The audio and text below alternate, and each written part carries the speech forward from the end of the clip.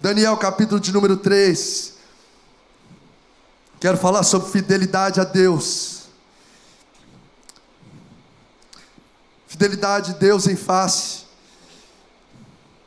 as provações que nós lidamos na caminhada da vida. Nós ministramos as igrejas de Apocalipse. Todas essas igrejas passaram por ferrenhas provações. E nós estamos vivendo um tempo de muitas provações, uns tempos desafiadores, onde nós como cristãos precisamos nos posicionar sobre essas verdades que nós vamos meditar aqui nessa noite. Daniel capítulo de número 3, assentado como você está, vou ler um texto um pouco mais extenso, mas maravilhoso da palavra de Deus, que diz assim, Daniel capítulo 3, verso 1: O rei Nabucodonosor fez uma estátua de ouro, cuja altura era de 60 côvados e a sua largura de 6 côvados. Levantou-se no campo de Dura, na província da Babilônia. Então o rei Nabucodonosor mandou reunir os príncipes, os prefeitos, os governadores, os conselheiros, os tesoureiros, os juízes, os capitães e todos os oficiais das províncias, para que viessem à consagração da estátua que o rei Nabucodonosor tinha levantado. Verso 5. A orientação foi: quando ouvides o som da trombeta, da flauta, da harpa, da sambuca, do saltério, da gaita de foles e de toda espécie de música, prostrar-vos-eis e adorareis a estátua de ouro que o rei Nabucodonosor tem levantado. E qualquer que não se prostrar e não a adorar, será na mesma hora lançado aonde? Dentro da fornalha de fogo ardente. Onde? Vamos ler juntos? Dentro. Agora só os vivos. 1, 2, 3 e dentro da fornalha de fogo ardente. Olha o verso 8. Por isso, no mesmo instante, chegaram perto dele alguns caldeus e acusaram os judeus. Olha o verso de número 12. Eles falaram assim para Nabucodonosor: tem alguns homens judeus, os quais constituíste sobre os negócios da província de Babilônia. Qual o nome dos 3 homens, gente? Sadraque, Mesaque e Abidnego. Esses homens, ó rei, não fizeram caso de ti. A teus deuses não servem, nem adoram a estátua de ouro que levantaste. Então Nabucodonosor, com ira e furor, mandou trazer a Sadraque, Mesaque e Abidnego, e trouxeram a estes homens perante o rei. Olha o verso 15. Agora, pois, se estáis prontos quando ouvides o som. Aí ele chama o Sadraque, né? E fala com ele. Agora, pois, se estáis prontos quando ouvides o som da trombeta, da flauta, da harpa, da sambuca, do saltério. Meu Deus. Da gaita de foles e de toda a espécie de música, para vos prostrardes e adorardes a estátua que fiz, bom é. Mas se não a adorardes, sereis lançado na mesma hora dentro da fornalha de fogo ardente. E quem é o Deus que vos poderá livrar das minhas mãos? Responderam Sadraque, Mesaque e Abidnego, e disseram ao rei Nabucodonosor: não necessitamos de te responder sobre esse assunto. Eis que o nosso Deus, a quem nós servimos, é que nos pode livrar. Ele nos livrará da fornalha de fogo ardente e da tua mão, ó rei. E se não, fica sabendo, ó rei, que não serviremos a teus deuses, nem adoraremos a estátua de ouro que levantastes. Mais uma vez oramos a ti, agradecidos pela tua palavra, por ter acesso a ela, pedindo que o Senhor venha tornar o nosso coração como solo fértil, conforme a parábola que o Senhor contou sobre o semeador, em que recebe uma semente, e essa semente multiplica 30, 60 e 100 vezes mais na nossa vida através de nós. Em nome de Jesus, amém. Queridos, nós pode manter um pouco do foco da luz, manter esse texto aí marcado. Me veio muito forte no coração falar sobre essas provações, que na verdade elas atestam sobre a nossa genuína fidelidade a Deus. A gente só vai saber se de fato nós somos quem nós pensamos que somos nos momentos das provações da vida. uma coisa que é uma realidade contundente. Todos os servos, todas as pessoas passam por lutas e provações, sim ou não? Sim. Os servos de Deus parecem que passam de forma ainda mais acentuada. Se você ler, por exemplo, Tiago, capítulo de número 1, verso de número 12, diz assim: meus irmãos, servos de Deus, tende por motivo de toda alegria o passardes por várias provações, nos mostrando que as provações, elas são variadas. Às vezes atacam na saúde, às vezes nas finanças, às vezes na família, às vezes diretamente, espiritualmente, ministerialmente, mas são várias.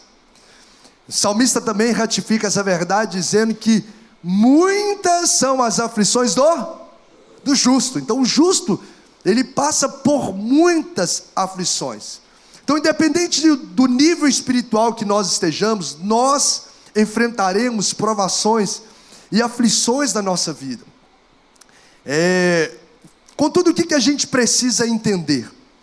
Principalmente no momento que a gente estiver passando um desafio grandioso na nossa vida, a gente precisa trazer à nossa mente essa realidade por trás das provações. Toda aprovação do cristão, do servo de Deus, ela carrega alguns objetivos. Primeiro, a aprovação, ela tem por objetivo forjar o nosso, melhor dizendo, provar, em primeiro lugar, provar o nosso caráter. Diga comigo, a aprovação tem por objetivo provar o meu caráter. Então, por exemplo, se a pessoa é uma pessoa que murmura ou não, você vai saber no momento de provação, sim ou não? É no momento que aperta ali o cerco, você vai ver se essa pessoa, quando está tudo bem, não tem nem porquê, né, murmurar. Apesar de que tem gente que reclama de tudo, né, até quando o trem está bom. Mas enfim, mas é na provação que nós vemos o camarada murmura, reclama, é justamente na provação. Então a provação, ela tem como objetivo provar o nosso caráter. Se a gente é grato em todas as coisas, por exemplo, se a gente é murmurador, se nós somos firmes e constantes, ou qualquer coisa faz a gente, abala a nossa fé, a gente desiste de tudo. Então é na provação, quando alguém pisa no nosso calo, que fala mal da gente, é quando acontece uma situação que traz desconforto, ela prova o nosso caráter, se a gente está um caráter cristão ou não.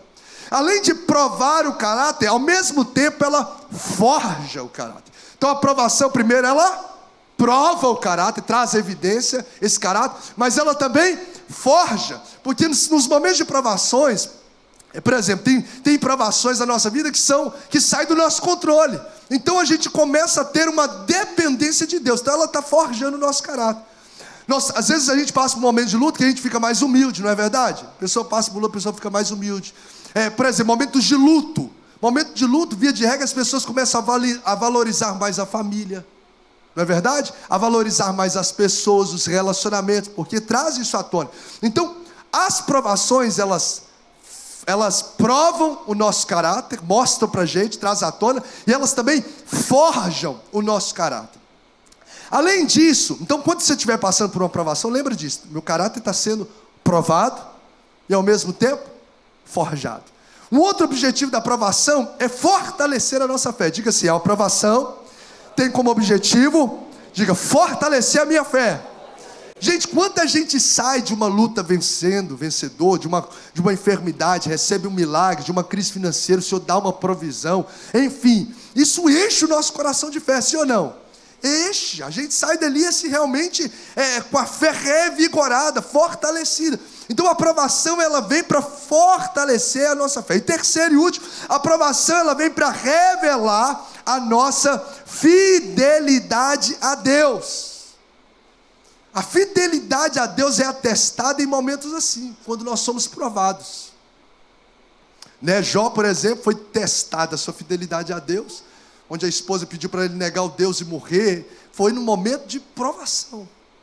Então a nossa fidelidade genuína, ela é revelada quando nós somos provados. Então ela forja, ela prova o caráter, ela forja o caráter, ela fortalece a nossa fé e ela atesta ou revela a nossa fidelidade a Deus.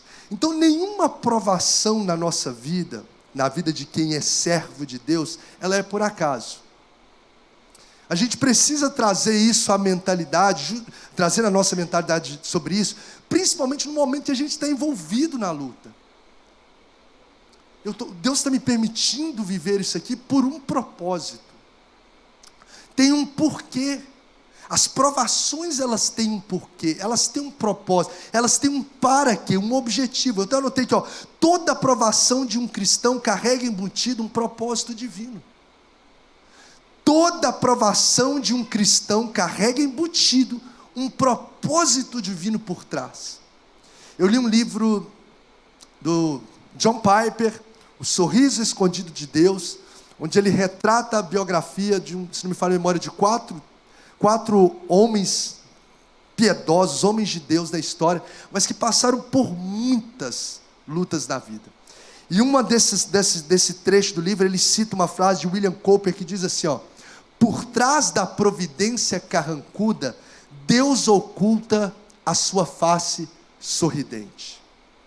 Vou repetir.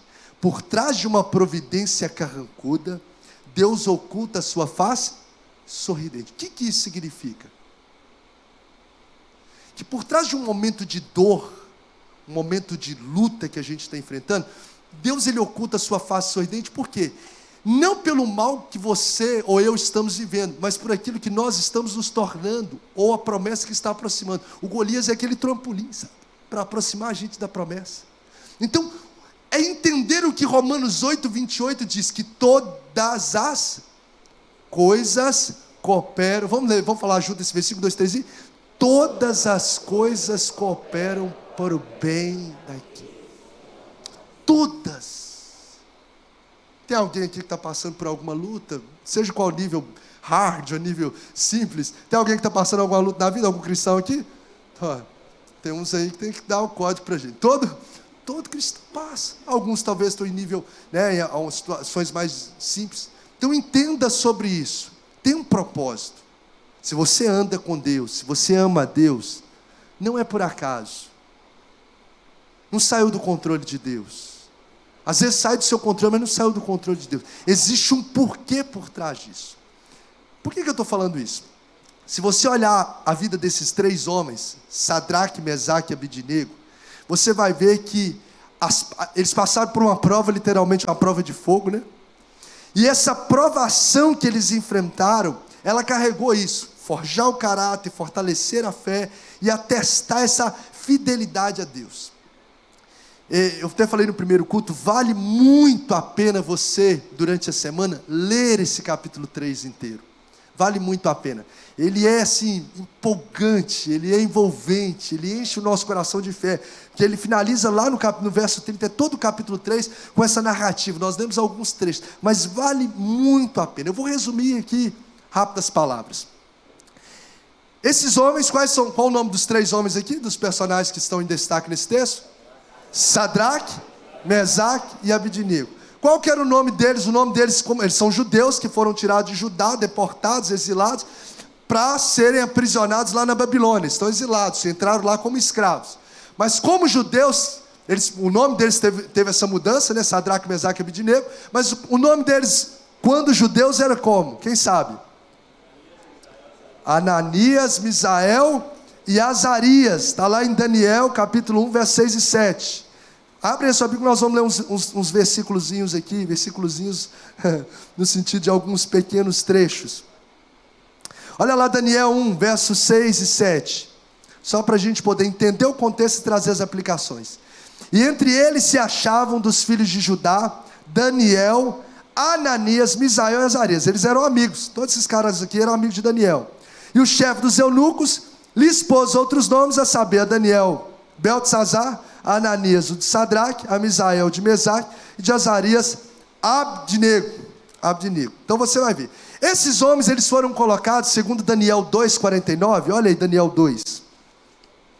Eles foram confiados, eles entraram como exilados, como escravos, mas eles ganharam, pela graça de Deus, posição de autoridade. Daniel 2,49 nos diz assim, e pediu Daniel ao rei e constituiu ele sobre os negócios da província de Babilônia, a Sadraque, Mesaque e Abidnego. Então Daniel já estava lá, junto ao rei, e ajudou seus amigos a assumir essas posições de autoridade dos negócios da província da Babilônia, Sadraque, Mesaque e Abednego. Esses homens eram servos de Deus mesmo. Você vai ver em Daniel, agora olha mais um pouquinho, agora volta um pouquinho de novo, Daniel 1,17, você vai ver que eles eram homens que Deus dotou a eles, até mesmo de dons, de uma capacitação muito especial. Daniel capítulo 1, verso 17. Quanto a esses 4 jovens, Deus lhes deu o que, gente? O conhecimento e a inteligência em todas as letras e sabedoria. Então Deus dotou eles de conhecimento, de inteligência e de uma sabedoria do alto, e colocou eles num cargo de autoridade, e estava tudo correndo muito bem, até que o Nabucodonosor decidiu fazer uma estátua de aproximadamente 27 metros de altura. Imagina só, eu perguntei ao pessoal, aqui deve ter mais ou menos uns 7 metros de altura de pé direito, aproximadamente. A gente olhou aqui de forma leiga, aqui, deve ter uns 7 metros. Imagina 27 metros de altura, uma estátua enorme, 27 metros de altura, era essa estátua toda de ouro.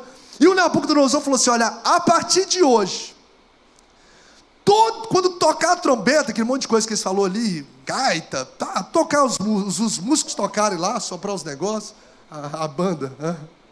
Quando tocar, todas as pessoas vão ter que dobrar, prostrar e adorar a essa imagem. Olha só que prova. E aí o cara não fala só da ordem positiva, mas vem também, quem não fizesse, ele já coloca no decreto. Quem não dobrar, foi o texto que nós lemos, quem não dobrar, que verso, capítulo 3 que nós lemos, verso de número 6. E qualquer que não se prostrar e não adorar, será na mesma hora, lançado dentro da fornalha de fogo ardente. Dentro da fornalha de fogo ardente. O que aconteceu? Tocou. Sou ótimo, né, nessas músicas. Os efeitos sonoros. Terríveis. Aí tocou a trombeta. E de repente as pessoas dobraram os joelhos, mas Misael, no caso Sadraque, Mesaque e Abednego, não se prostraram. Aí vê os caldeus, gente boa. Nós vamos ver na frente aqui o que eles têm a ver com a história. Os caldeus chegam para o rei Nabucodonosor e falam: olha, tem uns caras aí, que o senhor colocou inclusive na posição de governo. E esses camaradas, eles não dobraram, não adoraram, não prostraram nem adoraram a estátua que você fez. Nabucodonosor ficou irado, chamou, falou: vocês fizeram isso de propósito? E ele foi a resposta que nós lemos aqui. Ele falou: nós fizemos de propósito. Eis que o nosso Deus a quem servimos é que nos pode livrar. Ele falou: vocês vão ser lançados. E ele falou: ele nos livrará da fornalha. E se ele não livrar, você vai saber do mesmo jeito que nós não vamos dobrar diante de outros deuses, somente diante do Deus de Israel. Fidelidade a Deus. Eu fiquei vendo sobre esses homens, que é uma inspiração para o nosso coração, e uma confrontação para o nosso coração, porque esses homens estavam prontos, preste atenção no que eu vou dizer, esses homens estavam prontos a morrer, mas não a pecar. Eles estavam dispostos a morrer, mas não a pecar contra Deus. Esses homens estavam dispostos, eles estavam prontos a perder a vida, mas perder a aliança com Deus eu não perco não. Ele poderia estar no meio do povo ali, ninguém ia ver, mas a fidelidade está no coração. Pode ninguém estar vendo o que eu estou mexendo, o que eu estou fazendo, o que eu estou falando, mas o Senhor está vendo. A fidelidade é com Ele. É igual José, não tem ninguém no palácio. A minha fidelidade é com Deus. Esses homens estavam dispostos a sentirem literalmente a pele derretendo pelo fogo, mas não estavam dispostos a quebrarem a sua comunhão com o Eterno. Uma inspiração para nós de fidelidade a Deus, que tanto se torna requerida nesse tempo. Ao mesmo tempo que é uma inspiração, é uma confrontação, porque hoje nós vivemos uma sociedade de cristianismo barato, onde as pessoas correm risco de vida, nem se passa por perto, por qualquer pecado mesquinho, a pessoa vende a sua fidelidade a Deus. Por qualquer coisa, ela negocia os seus princípios. Por qualquer privilégio, nem ameaça precisa ter, mas para nutrir os desejos do seu próprio coração e da sua carne, ela quebra os princípios, ela alimenta o pecado, ela vive uma vida de desonra a Deus. E eu fiquei pensando sobre esse texto, de alguns pilares que nós precisamos fixar na vida, ou quem de fato tem uma fidelidade a Deus, carrega esses pilares no coração, e a gente precisa carregar isso no nosso coração, gente, porque hoje nós estamos vivendo um cristianismo barato. Sim ou não, gente? Nós estamos vivendo um cristianismo por qualquer coisa, não tem nem ameaça de nada, não. A gente não peca, não tem nada a ver, não. A gente negocia os princípios, a gente flexibiliza negociatas. Um pilar que a gente precisa, pode vir, Josué, que a gente vai estar aplicando aqui a palavra, e a gente vai estar orando com a igreja. Alguns pilares de quem carrega fidelidade a Deus, eu gostaria que você gravasse no seu coração, é que agradar a Deus é mais importante que preservar a própria vida. Quem de fato carrega fidelidade a Deus no coração, entende esse pilar na sua vida, que agradar a Deus, diga comigo, agradar a Deus é mais importante que preservar a própria vida. Será que isso é uma realidade na nossa vida? O verso 17 e 18 diz assim: se formos atirados na fornalha em chamas, o Deus a quem prestamos culto pode livrar-nos, e Ele nos livrará das suas mãos, ó Rei. Mas se Ele não nos livrar, saiba, ó Rei, que não prestaremos culto aos seus deuses, nem adoraremos a imagem de ouro que mandaste erguer. Gente, independente das consequências que esses homens iriam sofrer, eles não cederam ao pecado. Independente se eles iam perder a autoridade do governo, de cargo de governo. Imagina, o cara é escravo, ele ia perder uma posição que talvez muitas pessoas vislumbraram, mas ele falou: eu prefiro perder a posição do que perder a comunhão.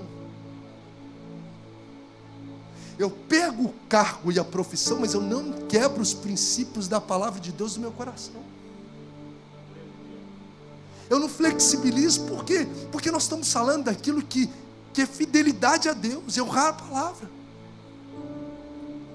Esses homens estavam dispostos, como a gente viu, mesmo eles não tendo recompensa de Deus, pela fidelidade a Deus, eles estavam dispostos a não ceder ao pecado, porque eles falaram assim: ó, Deus nos livrará, mas se Ele nos livrar, também não vamos servir outro Deus, não. Nós não vamos prostrar, nós não negociamos os princípios. Há um clamor da sociedade, há um clamor do mundo por pessoas que não negociam princípios. Nós estamos cansados de ver pessoas que por qualquer coisa cedem os seus princípios, na família, no casamento, na faculdade, faz um monte de coisa entremeada que não glorifica a Deus por qualquer coisa. Há um clamor do céu, há um clamor até mesmo das pessoas, por pessoas que não negociam os seus valores e que entendem que agradar a Deus é mais importante que preservar a própria vida. O nosso maior objetivo nessa vida, gente, se você quer viver uma vida com propósito, se você quer viver uma vida com completude, se você quer viver uma vida que de fato honra a Deus, que agrada a Deus, o maior objetivo da nossa vida deve ser agradar a Deus. Persiga agradar a Deus. Você vai viver os melhores dias da sua vida. Vai ter luta? Vai ter, meu irmão. Vai ter provação? Vai ter. Mas você vai viver os melhores dias da sua vida quando você perseguir agradar a Deus em cada detalhe da sua vida. Eu estou agradando a Deus seguindo o que eu estou seguindo. Eu estou agradando a Deus nessas conversas que eu estou tendo. Eu estou agradando a Deus no que eu estou pensando. Eu estou agradando a Deus no bate-papo. Eu estou agradando a Deus na forma que eu toco. Eu estou agradando a Deus nesses contratos que eu estou fazendo, na forma que eu estou vendendo. Gente, o nosso objetivo, a fidelidade de Deus é atestado quando nós buscamos agradar a Deus em tudo. Agradar a Deus é mais importante que preservar a própria vida. Então pessoas que realmente guardam no coração essa fidelidade comprometida com Deus, elas resistem ao pecado até o sangue.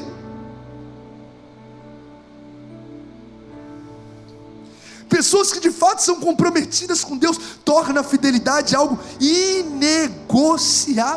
Eu vou ser lançado numa fornalha, ou como Daniel, que não podia orar, mas continua orando, vou ser lançado na cova dos leões, ou como o apóstolo Paulo, eu vou ser lançado na prisão, como José também, eu vou ser lançado na prisão, eu vou ser às vezes rejeitado da faculdade, por não me envolver com esse tipo de coisa que eles estão fazendo, eu vou ser às vezes rejeitado por um grupo tal, eu vou ser até mesmo demitido da minha empresa, não importa, o meu compromisso nessa terra não é com o sucesso, o meu compromisso como cristão nessa terra é com Deus. O meu compromisso é com Ele, é Ele quem dá, é Ele que abre a porta, é Ele que dirige todas as coisas. Eu nasci para Ele, eu devo me envolver para Ele, viver para Ele. A vida nessa terra é uma gota no oceano, gente. Nós só encontraremos completude aí na vida vivendo uma vida para agradar a Deus. É isso que traz de fato realidade, e traz essa alegria, essa plenitude para a nossa existência. E eu fico pensando, por que eu falo de um cristianismo barato? Porque quantos, por exemplo, jovens são tentados ali a ceder, a se embriagar, qualquer coisa lá, e se embriaga, começa a se envolver em festas, negociam, começam a se envolver sexualmente antes do casamento.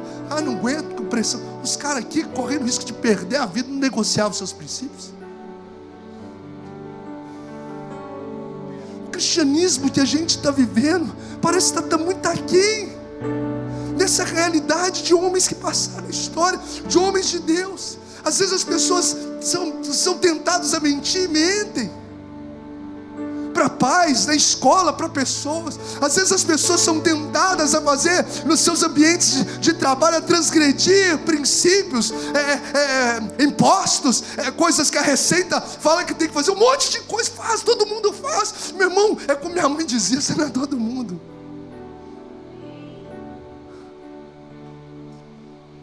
Nós damos a César o que é de César. Nós nos movemos sobre a verdade, porque não tem como a gente andar com Jesus, que diz que eu sou o caminho, a verdade e a vida, se a gente não anda de fato na verdade. Então nessa noite,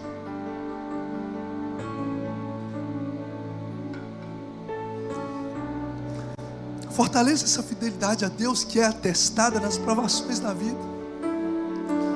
Se tem algo que você está cedendo, negociando, flexibilizando, nem está correndo o risco de ser jogado em fornalha nenhuma. Alinha hoje. Isso não vai trazer paz para o seu coração. Isso não está trazendo paz. Não precisa de ninguém falar para você. É isso. O Espírito de Deus fala. Sim ou não, gente? Sim. Então é um tempo desse tratar, tem até aquele livro dos 5 votos do poder espiritual, para obter poder espiritual de A.W. Tozer, que diz assim: trate seriamente com o pecado. Trate seriamente com o pecado. Precisa tratar de forma radical mesmo, porque o pecado mata, gente. Morte eterna, o salário do pecado é a morte. A gente precisa ser livre, em liberdade genuína em Cristo. Os mandamentos de Deus, eu já falei isso aqui algumas vezes, não são pesados, é privilégio, gente. É pesado para quem não anda no Espírito, é pesado para quem alimenta a carne e não o Espírito. Agora, quem anda com Deus é um presente, não tem nada melhor. A fidelidade de Deus, um dos pilares é justamente esse: agradar a Deus é mais importante que preservar a própria vida. O segundo pilar que a gente precisa fixar no nosso coração de quem de fato anda em fidelidade negociável com Deus, é que apegar as coisas eternas vale mais que as posições na terra.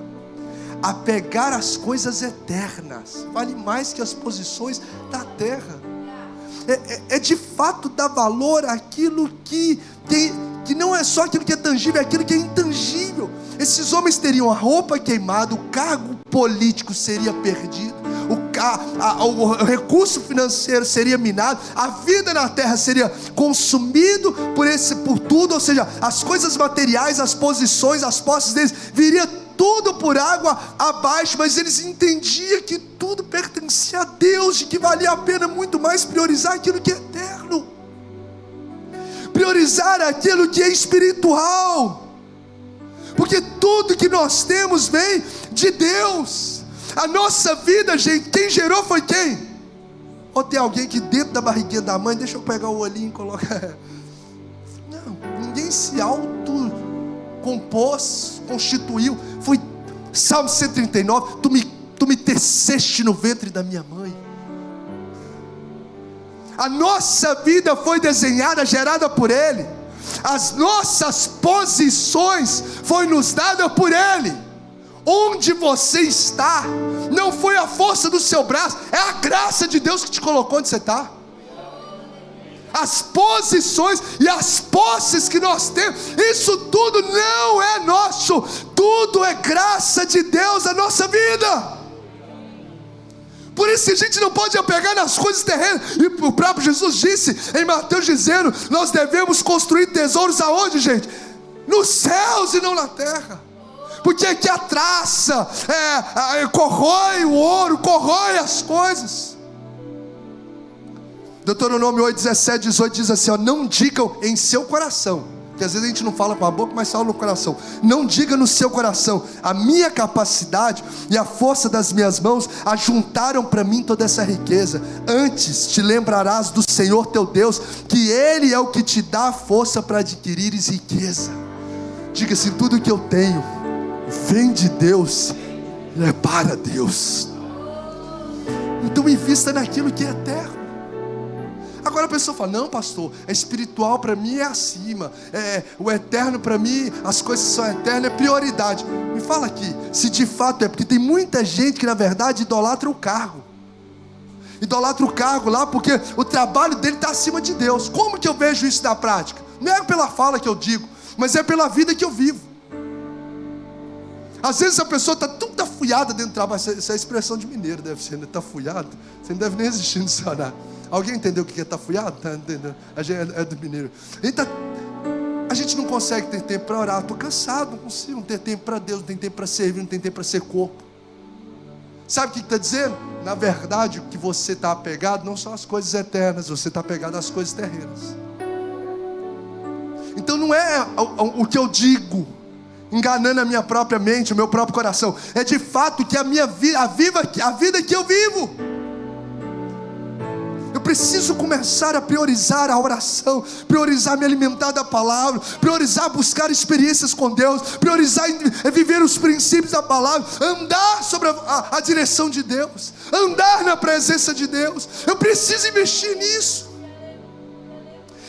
Conta-se uma ilustração de Alexandre o Grande que eu achei interessante, que na beira da morte ele chama os generais, e ele fala 3 desejos dele. Ele fala assim: o meu caixão, quando for transportado, que seja nas mãos dos médicos da época. Os médicos da época devem carregar o meu caixão. A segundo desejo dele é que fosse espalhado durante o caminho ali da trajetória do túmulo os seus tesouros conquistados, prata e ouro. Os médicos vão ter que carregar, e vocês vão distribuindo ali todo o ouro, porque ele foi um cara que conquistou muito. E o terceiro desejo é que as suas mãos fossem deixadas balançadas no ar, fora do caixão, à vista de todos. O caixão ficar assim, ele com a mão diferente, né? Foi o pedido dele. Aí obviamente os generais perguntaram: mas por que você quer isso? Eu vou ler a explicação. Ele diz assim: quero que os mais eminentes médicos carreguem meu caixão para mostrar que eles não têm poder de cura perante a morte. Nossa vida nessa terra é limitada. Homem nenhum tem poder de estendê-la. Segundo, quero que o chão seja coberto pelos meus tesouros, para que as pessoas possam ver que os bens materiais aqui conquistados, aqui permanecem. Caixão não carrega mudança não, gente. Olha o caminhão de mudança aí, vai sozinho. E aí a gente está morrendo sobre um trechinho da nossa história, esquecendo daquilo que de fato faz sentido, que é a eternidade, que é a vida com Deus. Está fazendo sentido? Terceiro, ele diz assim: quero que minhas mãos balancem ao vento, para que as pessoas possam entender e ver que de mãos vazias viemos e de mãos vazias partimos dessa terra. Nada trazemos, nada levaremos. Ou seja, por isso que Salomão diz que é melhor estar na casa onde há luto que é onde há festa, porque ali nos faz entender a essência da vida. Às vezes nós estamos ali morrendo ali. Trabalho é importantíssimo, trabalho dignifica. Como eu não estou falando disso, óbvio, todo mundo que é inteligente sabe disso.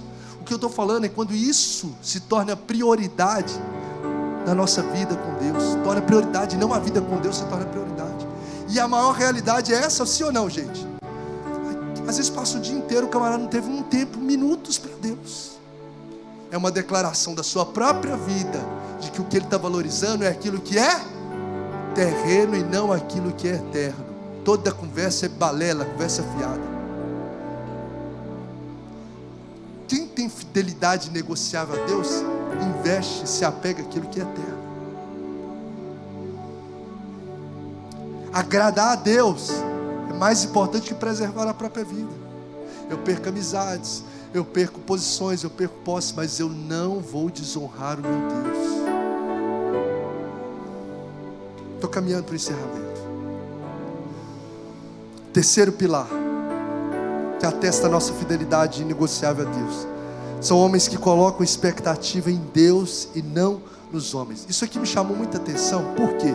Porque se você ler Daniel 3,8, diz assim, por isso no mesmo instante chegaram perto alguns caldeus e acusaram os judeus. Gente, esses caldeus, se você olhar em Daniel 2,5, vou só ler para a gente poder trazer as aplicações aqui, Respondeu o rei e disse aos caldeus, Daniel 2, o rei teve um sonho, chamou os caldeus. Verso 5, o assunto que me tem escapado, se não me fizer saber o sonho e sua interpretação, sereis despedaçados e as vossas casas serão feitas um monturo. Resumo, Nabucodonosor teve um sonho, chamou esses caldeus, falou com eles, se vocês interpretar o sonho, se vocês não interpretar o sonho, já era, vai morrer vocês e a família, vai virar monturo, a casa, vai acabar com tudo. Aí se você olhar o versículo de número 17 e 18, diz assim, então Daniel foi para a sua casa, fez saber o caso a Ananias, Misael e Azarias, seus companheiros, para que pedissem misericórdia ao Deus do céu sobre este mistério, a fim de que Daniel e seus companheiros não perecessem, juntamente com o restante dos sábios da Babilônia. Então foi revelado o mistério a Daniel numa visão de noite. Então Daniel louvou ao Deus dos céus. O que aconteceu? Deus usou a vida de Daniel, Misael, Ananias e Azarias para poder receber a revelação do sonho e livrou aqueles caldeus da morte. Esses mesmos caldeus que foram libertos da morte, aqui por causa de algo que Deus usou a vida de Daniel, foram os caras que denunciaram Sadraque, Mesaque e Abednego. Olha que ingratidão. Por isso que a nossa expectativa não pode estar nos homens, tem que estar em Deus. Você vai ver aqui, que esses homens, eles denunciaram Sadraque, Mesaque e Abednego, falou assim, olha lá, olha aqui, eles não dobraram diante, lança eles na cova dos leões. E esses homens justamente foram então, denunciaram Sadraque, Mesaque e Abednego para poder cair ali na cova. Só que a expectativa de Sadraque, Mesaque e Abednego, gente, não estava nos homens, não estava no Nabucodonosor. A expectativa dele estava em Deus, em Deus. Olha, eu quero dizer algo aqui, às vezes você está colocando expectativas de coisas para acontecer na sua vida, diante das provações que você está vivendo, diante de homens. Deus vai abrir a porta através de fulano de tal, através de Beltrano.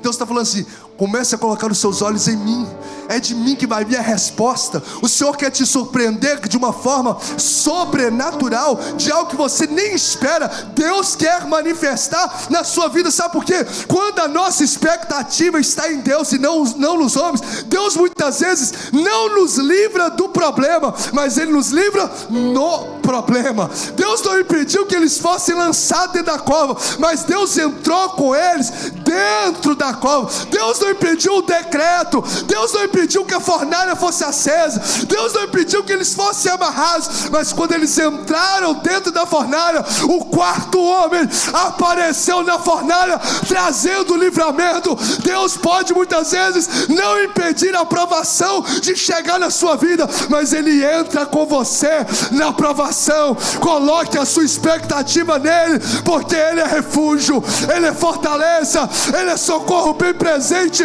no momento da angústia. Por isso, não temas, o Senhor é contigo. Você pode dar uma salva de palmas e exaltar a Jesus pela grandeza do caráter dele. Nabucodonosor não livrou, os caldeus ingratos não livraram, mas Deus livrou, porque quando nossa expectativa está em Deus, Ele não nos livra do problema, mas Ele nos livra no problema.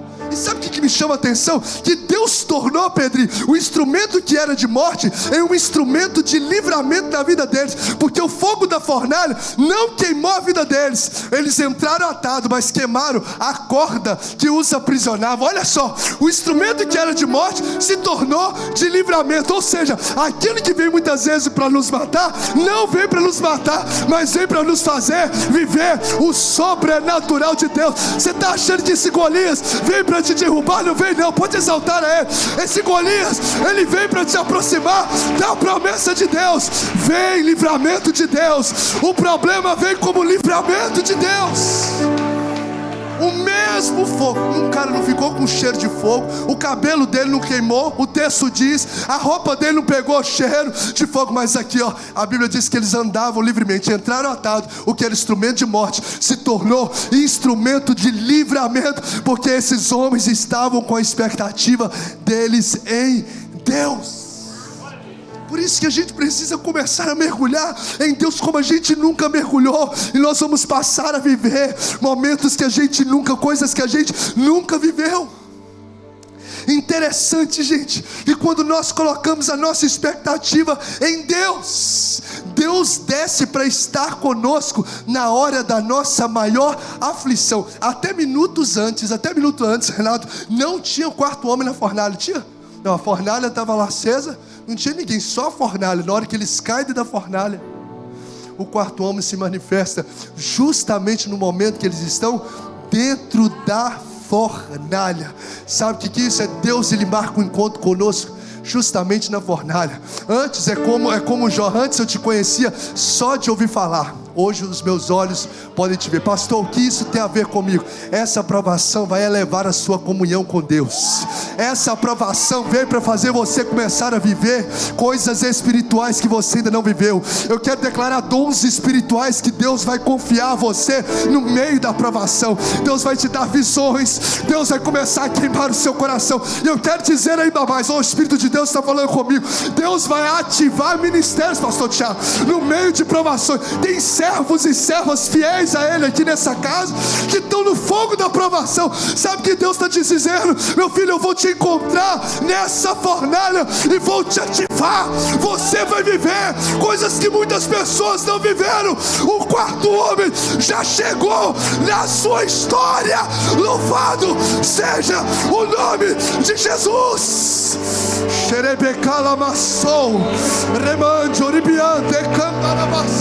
Eu sinto Deus nessa casa. Você pode adorar Ele por um instante, você pode bendizer o nome dEle, você pode glorificar Ele. Ah, meu irmão, o quarto homem está aqui, o mesmo que moveu na fornalha, através do Espírito Santo, move no meio da igreja. Ele está vendo corações fiéis a Ele que estão passando por luta. Você entrou nessa casa e não entendeu o porquê da fornalha. Essa fornalha não vai te queimar, essa fornalha não vai te destruir, essa fornalha não vai acabar com o teu ministério. Pelo contrário, essa fornalha vai evidenciar o sobrenatural e a glória de Deus na sua vida como você nunca viveu até hoje.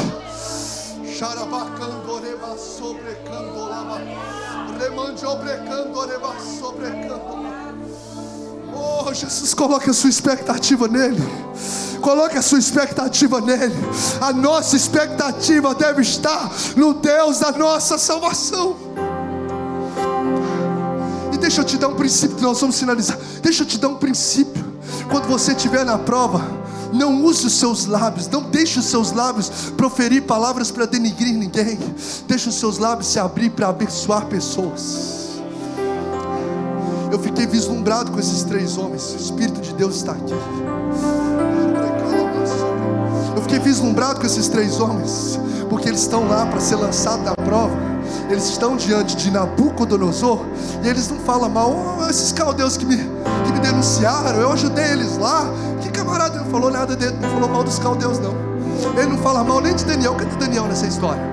Daniel não era um amigo, não tinha oposição de governo para colocar eles lá? Cadê Daniel? Isso falou, Daniel, meu amigo, me abandonou. Não fala nada de Daniel não. Eles colocam a expectativa deles justamente em Deus. Eles não permitem que a boca deles profira palavra de maldição. Gente que anda em fidelidade em Deus, a sua boca revela o seu coração. Ou seja, a sua boca começa a sair fontes de vida.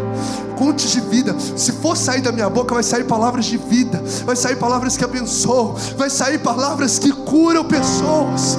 O que Deus está nos ensinando é: filho, está na aprovação, abandone, não deixe a murmuração tomar conta dos seus lábios. Aproveita que você está no meio desse vale de ossos secos para profetizar e viver o que você nunca viveu. Não comece a reclamar do vale, comece a profetizar sobre o vale. Não comece a reclamar do deserto, comece a profetizar nesse deserto que eu vou fazer um manancial acontecer. Eles disseram: Deus nos livrará, Deus nos livrará, Deus nos livrará. Então começa a profetizar, meu irmão, no meio dessa fornalha, no meio dessa provação. Começa a profetizar vida de Deus, experiências com Deus, milagres de Deus. Não critica ninguém não fala mal de Beltrano, de Ciclano. Abra a sua boca para sair rios de água viva.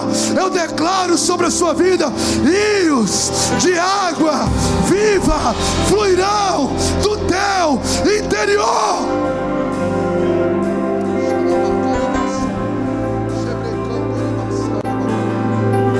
Nossa expectativa está em Ti, Jesus. Deus vai surpreender pessoas aqui nesse tempo. Deus vai surpreender. Tem homens e mulheres aqui que não negociam princípios. Tem homens e mulheres aqui que honram a Deus e estão passando por lutas e provações.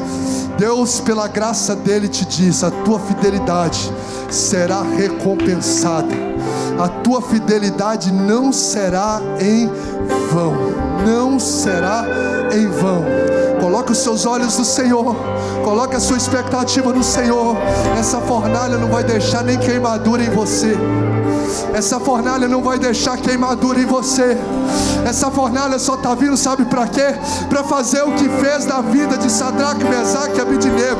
A glória de Deus ser evidenciada.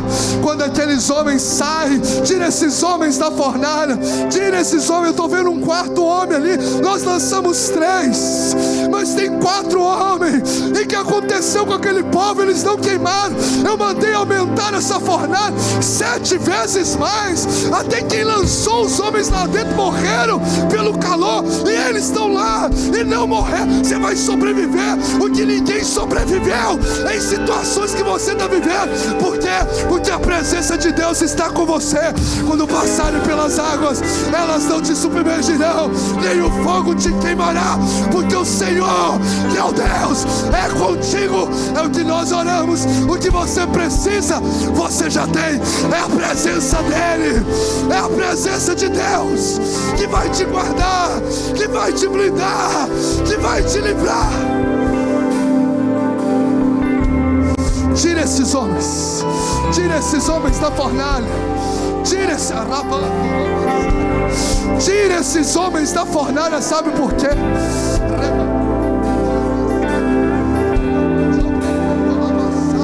Sabe por quê? Porque a partir de hoje vocês não vão mais dobrar os joelhos diante dessa estátua. A partir de hoje o decreto é honrar o Deus deles, honrar o Deus de Israel. Sabe o que isso quer dizer? A aprovação e a sua fidelidade a Deus vai fazer com que a glória de Deus reflita através da sua vida. A glória de Deus vai refletir através da tua vida. Sabe o que Deus está dizendo?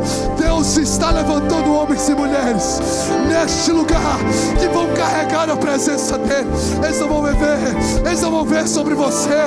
Não tem a ver com seus atributos, não tem a ver com suas capacidades, tem a ver com a presença de Deus. Olha ali, ali está indo meu pai, um homem de Deus, olha ali está indo a minha mãe, uma mulher de Deus, olha ali está indo meu patrão, um homem de Deus. Por quê? Porque ele carrega a presença de Deus na vida dele, a glória dele, a honra de Jesus. Ele faz para que todos vejam e saibam que é Ele, o Deus sobre todas as coisas, aquele que era, aquele que é, aquele que há de vir.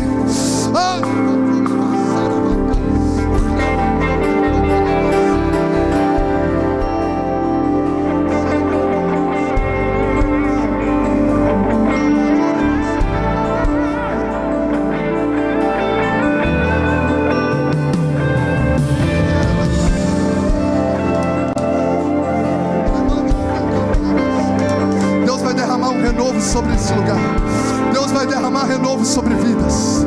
Se prepare, porque o Senhor vai derramar um renovo da presença dele sobre o seu coração, sobre o seu coração. Quando você passar por essa prova, todos vão ver a glória de Deus na tua face. Permaneça firme, permaneça fiel, porque a glória de Deus vai ser revelada na sua vida, através de você, para a glória do nome de Jesus. Quero convidar você a colocar-se de pé agora. Oh Espírito Santo de Deus, Senhor, traz a tua nuvem sobre este lugar. Oh Deus, a nuvem da tua presença.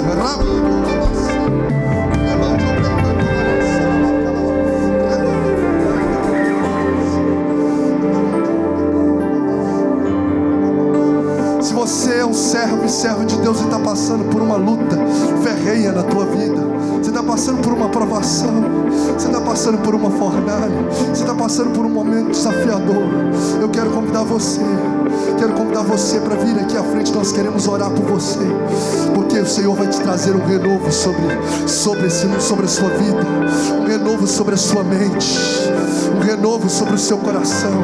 Você está enfrentando lutas e provações.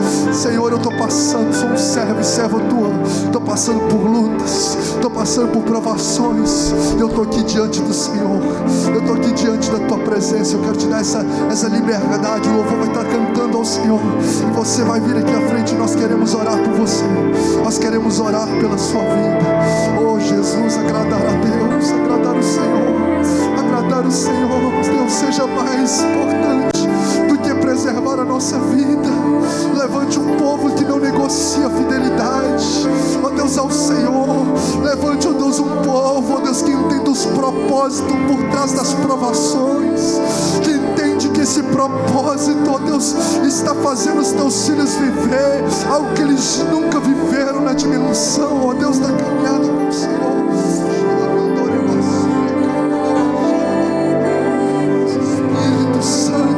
Você pode adorar Jesus por um instante agora. Você pode adorar Jesus por um instante agora. Oh Jesus maravilhoso, oh Jesus maravilhoso. Oh meu irmão, vamos. Está agradando a Deus o que você está fazendo agora? Está agradando a Deus o seu culto? Pensa aí. Está agradando a Deus o seu cântico? Está agradando a Deus a sua forma de orar? Está agradando a Deus o que você está pensando agora? Começa a fazer esse check-up na sua mente, no seu coração. Eu quero declarar sobre essas vidas, oh Espírito Santo de Deus, uma manifestação da presença, a manifestação desse quarto homem. Começa a mover, ó Deus, das fornalhas aqui, nos cadinhos.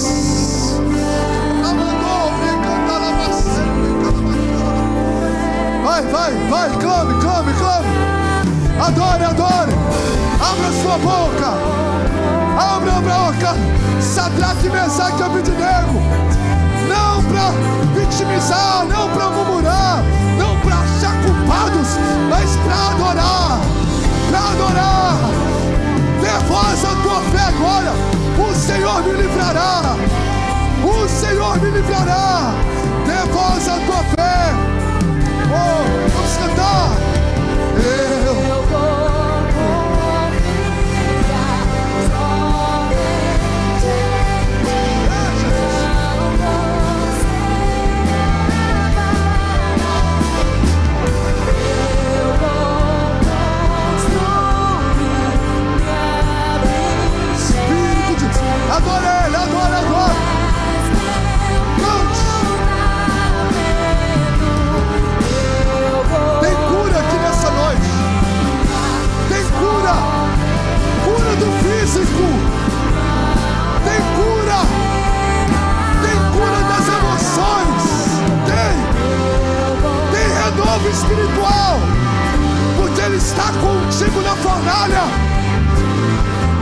Você não vai ficar preso nessa fornalha. Ele está queimando aquilo que te aprisiona, as atas das suas mãos, o que está atando as suas mãos aos seus pés. Está sendo agora dissipado. Você vai andar com liberdade nessa fornalha. Você vai andar com Ele. Você vai andar nessa fornalha onde as pessoas vão olhar para você e dizer: como que ele está bem numa fornalha como essa? O que está acontecendo? Ele está andando, ele está sorrindo, ele está acreditando. Eles vão ver: o quarto homem está com ele. O Jesus maravilhoso está com ele. O Deus que, ainda que nós passemos pelo vale da sombra da morte, não temeremos mal algum, porque Ele está conosco. Jesus, nossa confiança está em Ti, nossa expectativa está em Ti.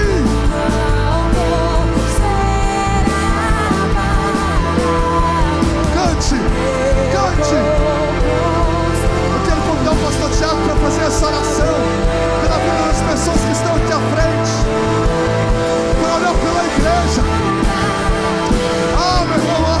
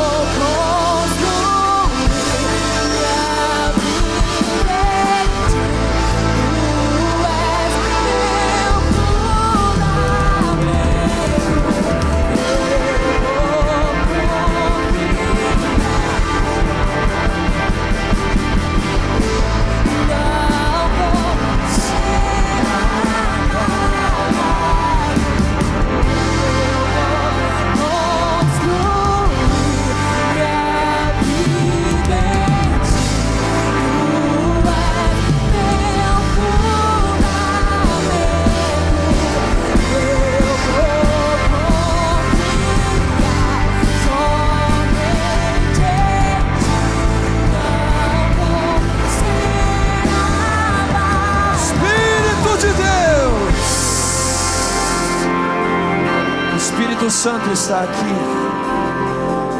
Eu quero te convidar a fazer algo que você nunca fez. Ainda tem espaço nesse altar. Se você quiser se ajoelhar agora, se lançar diante dele agora, se você quiser deitar aí no chão agora, eu queria te convidar a fazer algo que você nunca fez. Vamos. Você que está no seu lugar, se você quiser se ajoelhar aí agora na sua cadeira, você começar a orar agora por um batismo de arrependimento. Um batismo de arrependimento. Um batismo de arrependimento. Fogo de Deus sobre você, paixão pelo Senhor. Comece a clamar agora, comece a dizer: Senhor, enche meu coração. Eu quero amar o Senhor. Eu quero amar o Senhor mais do que meu trabalho. Eu quero amar o Senhor mais do que a academia. Eu quero amar ao Senhor mais do que qualquer coisa neste mundo. Comece a orar agora. Um batismo de arrependimento está vindo sobre essa casa. Um batismo de arrependimento está vindo sobre nós. Irmãos, essas palavras que estão sendo lançadas aqui esses dias, não é por acaso não. Deus está preparando a gente para algo profético. Deus está preparando você para algo profético. Deus está preparando você, sabe por quê? Porque Deus vai colocar gente nas suas mãos. Deus vai colocar gente para você cuidar, mas Ele não vai colocar gente para você cuidar se você está enfermo. É por isso que Ele está te confrontando esses dias. É por isso que esses meses, as palavras que têm sido pregadas aqui, é palavra de despertamento, de confronto. Porque Deus está preparando a mim e a você. Uma colheita grande virá. Uma colheita grande virá. E nós oramos agora em nome de Jesus por um batismo de arrependimento. Arrependimento, arrependimento. Choro na presença de Deus. Choro ouro. Se você pode se ajoelhar, e ajoelha onde você está agora, ajoelha onde você está, e vamos clamar agora por um batismo de arrependimento. Se você pode se ajoelhar, se você tem algum problema talvez nos seus joelhos, não precisa forçar, mas eu queria que todos nós nos ajoelhássemos agora com os olhos fechados, porque nós não estamos aqui como espectador. Isso aqui não é um jogo de futebol, isso é uma luta. Isso aqui não, nós não estamos aqui para ser espectadores da presença. Nós estamos aqui para poder mergulhar em Deus, para poder mergulhar em Deus. Feche os seus olhos agora. Feche os seus olhos agora. Feche os seus olhos agora. E Deus está me dizendo, pastor Bruno, vai derramar sobre este lugar. Irmão, essa casa aqui, Deus está mudando os dias, nossos dias aqui. Essa igreja será conhecida pelo fogo do Espírito Santo. Mas por que tem gente saindo de outras igrejas vindo para cá? É porque as pessoas, irmãos, não querem assistir culto, eles querem o fogo de Deus.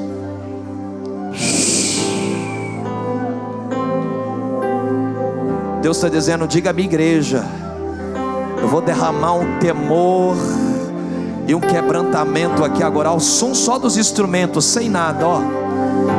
Pode clamar aí, se você fala em línguas estranhas, se você é batizado, libera aí agora, libera aí agora, libera aí agora, libera aí agora.